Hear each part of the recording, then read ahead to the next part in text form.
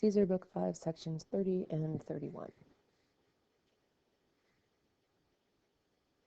So with this argument having been held on either side, when it was resisted by Cotta and the officers of the first rank, when it was resisted harshly, Sabinus said, okay, prevail, if that's what you want. And in a louder voice, so that a great part of the soldiers could hear him, he said, I am not the one who is afraid most seriously or am most frightened by the danger of death out of all of you. They will know, and if something rather serious happens, they will demand a reckoning from you. Those people who, if it is permitted by you, those people who the day after tomorrow, along with their neighboring winter quarters,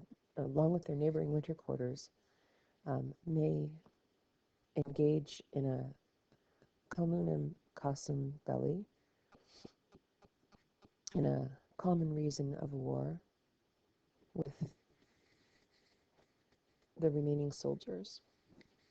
And this participle conjuncti you can put either with cum proximis hibernis or cum reliquis.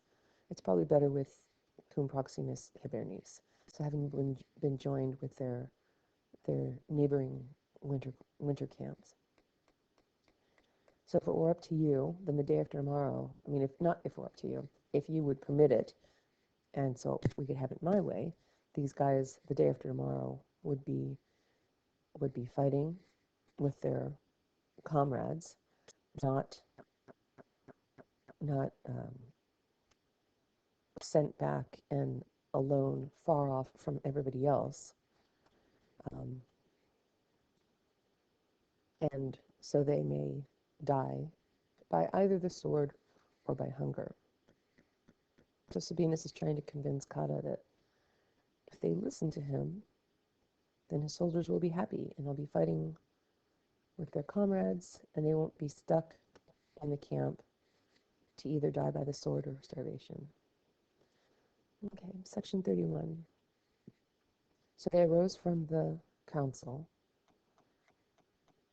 The generals grabbed both of them and begged them that they not lead this matter into danger of life and death by their own disagreement and stubbornness.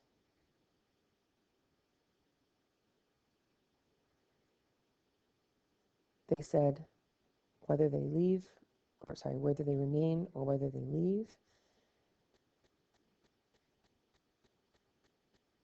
the matter is simple. If all of them just take on one decision and approve that one decision,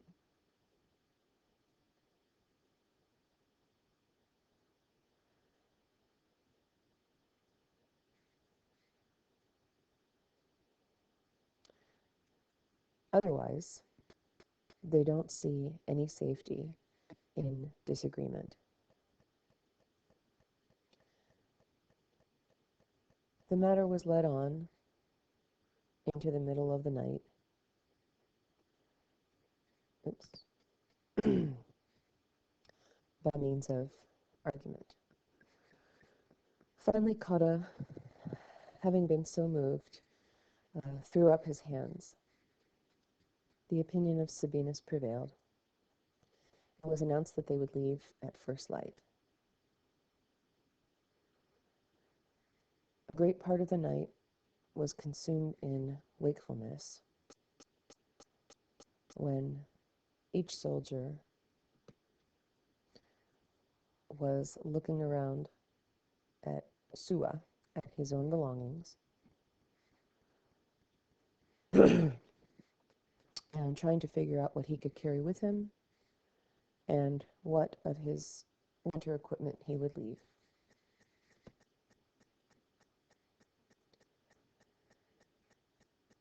Everything was under consideration, how how they could remain without danger, and how the danger would increase by the laziness or tiredness or exhaustion of the soldiers and their lack of sleep. This is a strange little sentence that tries to describe that everybody is trying to convince themselves that leaving is the best thing.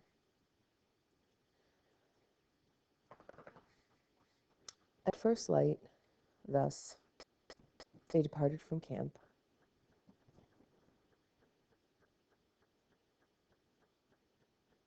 and each one tried to persuade himself that the plan had been arranged not by an enemy, but by the very friendly man Ambiorix, or as a friend. And they left in a long column with a great amount of baggage.